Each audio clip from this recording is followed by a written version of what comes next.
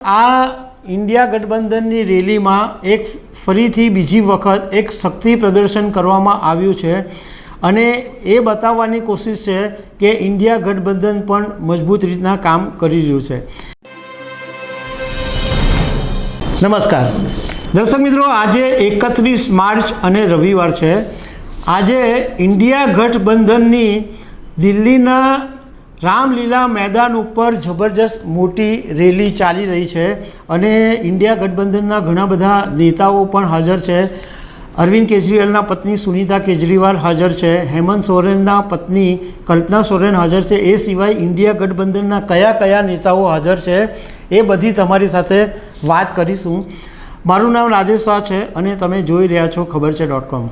દર્શક મિત્રો, પ્રધાનમંત્રી નરેન્દ્ર મોદી કેન્દ્રમાં ફરીથી સત્તામાં નહીં આવે અને ભાજપ પણ કેન્દ્રમાં સત્તામાંથી દૂર રહે, એના માટે લોકસભા 2024ની ચૂંટણી પહેલાં લગભગ 28 જેટલા વિપક્ષોએ ભેગા થઈને એક ઇન્ડિયા ગઠબંધન બનાવેલું હતું અને એમાંથી એક વિકેટ પડી ગયેલી જ્યારે બિહારના મુખ્યમંત્રી નીતિશ કુમારે ઇન્ડિયા ગઠબંધન સાથે છેડો ફાડી અને એનડીએમાં જોડાઈ ગયા।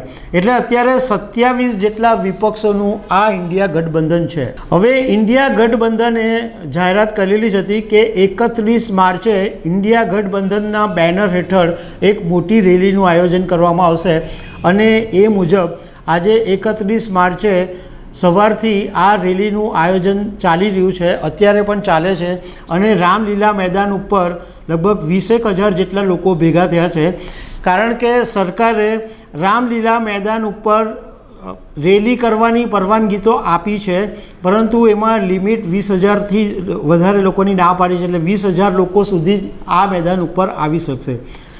બીજું કે આ ઇન્ડિયા ગઠબંધનની રેલી થઈ તો એટલી બધી સુરક્ષા બંદોબસ્ત ગોઠવવામાં આવી દીધો છે કે જાણે લશ્કરી છાવણીમાં ફેરવાઈ ગયું હોય રામલીલા મેદાન એવું લાગી રહ્યું છે, કારણ કે અર્ધસૈનિક બળોને પણ તૈનાત કરવામાં આવ્યા છે।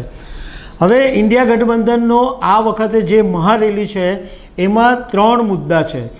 એક, અરવિંદ કેજરીવાલની જે ધરપકડ કરવામાં આવી હતી એનો વિરોધ કરવાનો, હેમંત સોરેન જે ઝારખંડના મુખ્યમંત્રી હતા એમની ધરપકડ કરવામાં આવેલી એમનો વિરોધ કરવાનો અને કોંગ્રેસના જે બેંક ખાતાઓ સીઝ કરવામાં આવ્યા એનો વિરોધ કરવાનો।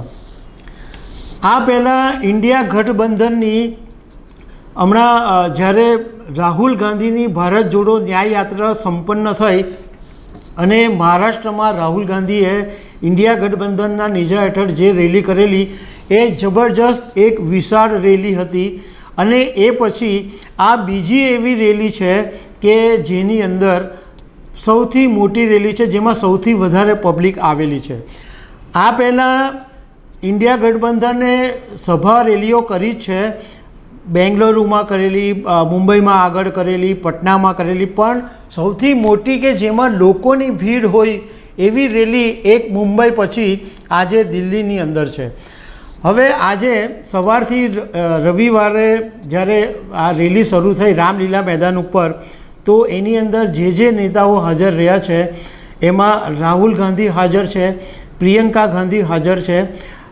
એવી વાત કહેવામાં આવી હતી કે આ રેલીની અંદર સોનિયા ગાંધી પણ હાજર રહેશે, પરંતુ અત્યાર સુધી જે વિડીયો કે જે ફોટોગ્રાફ સામે આવ્યા છે એમાં અત્યારે સોનિયા ગાંધી દેખાતા નથી।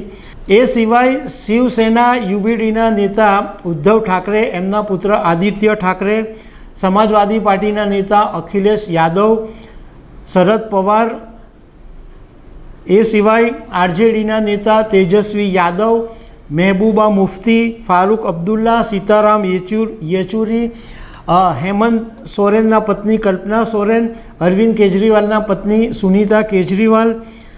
એટલે તમે એમ કહી શકો કે મોટે ભાગના જે ઇન્ડિયા ગઠબંધનના નેતાઓ છે એ હાજર છે। ટીએમસી તરફથી એમના જે સાંસદ છે ડેરેક ઓ બ્રાયન એ હાજર છે, પરંતુ મમતા બેનર્જી આ બેઠકમાં હાજર રહ્યા નથી। હવે આજે જ્યારે ઇન્ડિયા ગઠબંધનની આ મહારેલી છે તો એમાં સુનીતા કેજરીવાલે એમના પતિ અરવિંદ કેજરીવાલે જેલમાંથી જે એમને મેસેજ આપ્યો હતો એ મેસેજ વાંચી સંભળાવ્યો। કલ્પના સોરેને પણ પોતાના વિચારો રજૂ કર્યા હતા, ઉદ્ધવ ઠાકરેએ પણ વાત કરી હતી. પણ આ ઇન્ડિયા ગઠબંધનની રેલીમાં એક ફરીથી બીજી વખત એક શક્તિ પ્રદર્શન કરવામાં આવ્યું છે અને એ બતાવવાની કોશિશ છે કે ઇન્ડિયા ગઠબંધન પણ મજબૂત રીતના કામ કરી રહ્યું છે. અત્યારે મોટે ભાગના બધા જ નેતાઓ હાજર છે કે જે મોટા મોટા માથાઓ કહેવાય છે. કોઈ નેતાઓ છટકી ગયા હોય એવું અત્યારે દેખાતું નથી.